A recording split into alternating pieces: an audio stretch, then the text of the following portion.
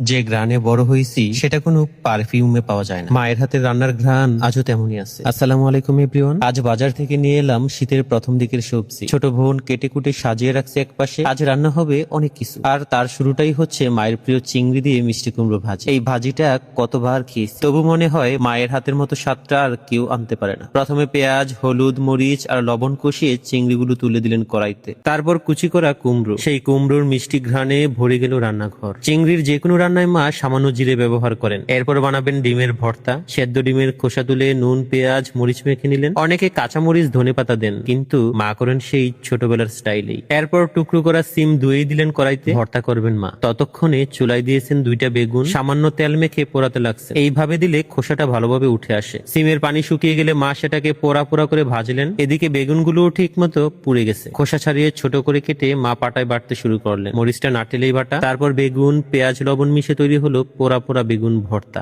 একই পাটায় মা বাটলেন সিম ভর্তা। মরিচ বেটে দিলেন সিম। বাটাবাটি করে একদম মাখা মাখা করতে হবে। সাথে কিছু ধনেপাতা, পেঁয়াজ, লবণ, এই তিনটাই যেন স্বাদের জাদু। মা সবসময় শুকনো তরকারির সাথে রাখেন একটা ঝোলের তরকারি। আজ মাছেই হলুদ মেখে প্রথমে ভাজলেন। একই কড়াইয়ে তেল, পেঁয়াজ, হলুদ, মরিচ গুঁড়ো আর লবণ দিয়ে কষাতে শুরু করলেন। এরপর একে একে দিলেন ফুলকপি, সিম আর আলু। টমেটোটা একটু পরে, কারণ মা বলেন আগে দিলে ঝোল টক হয়ে যায়। কষানো শেষে পানি দিয়ে ঢাকনা চাপা। ধীরে ধীরে চুলার উপরে ফুটছে ঘ্রাণ। ধনেপাতার সেই গন্ধটা কি যেমন ভালো করে দেয়। সবশেষে মাছগুলো ছড়িয়ে দিলেন ঝোলে। একেবারে ঘরোয়া রান্না, অথচ কি মায়াভর। আজকের এই আয়োজন দেখে মনে হলো শুধু রান্না না, এটা আসলে একটা দিনভর স্মৃতি। বলুন তো আপনাদের কাছে কোনটা সবচেয়ে প্রিয়? চিংড়ির কুমড়ো ভাজি, ডিম ভর্তা, নাকি সেই পোড়া বেগুনটা? কমেন্টে জানাবেন। ভালো লাগলে শেয়ার করবেন।